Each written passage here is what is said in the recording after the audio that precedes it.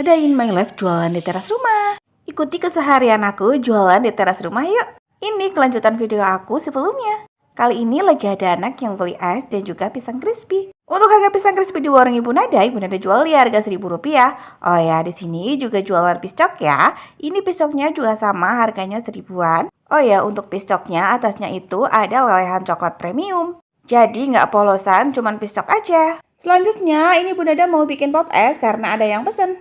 Karena rasanya sama, ini Ibu Nada blender sekalian aja. Untuk takarannya Ibu Nada pakai cup ukuran 16 oz. Oh iya, untuk es batunya Ibu Nada cuma pakai setengah cup aja. Kenapa es batunya pakainya setengah, nggak full? Karena memang Ibu Nada tuh jualnya harga 2000-an. Jadi es batunya Ibu Nada pakai setengah cup aja. Dan di sini tuh anaknya mintanya pakai plastik, nggak pakai cup.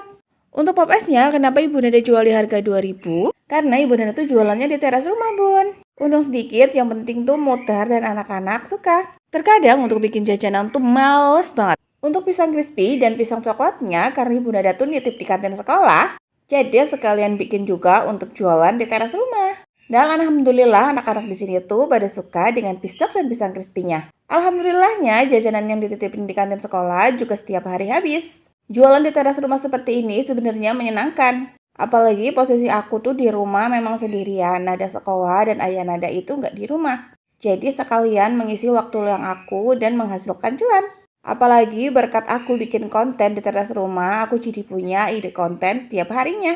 Jadi selain aku dapat uang dari jualan di teras rumah atau titip di kantin, aku juga bisa menghasilkan uang dari konten-konten aku. Semoga konten-konten aku bisa berkembang lagi seperti para suhu. Untuk kuncinya pasti para suhu itu konsisten ya. Nah, konsisten ini tuh yang paling susah menurut aku. Karena sejauh ini aku pun sering malas-malasan bikin konten. Apalagi kalau badan udah capek, harus bikin jajan sendiri, jualin sendiri, bikin video sendiri, edit video sendiri, dan posting sendiri. Pokoknya rasanya itu memang luar biasa, tapi sebenarnya menyenangkan. Terkadang kalau ngisi suara dengan durasi panjang tuh bingung ya mau ngomong apa. Tapi nggak apa-apa, kita latihan aja dan insya Allah bisa.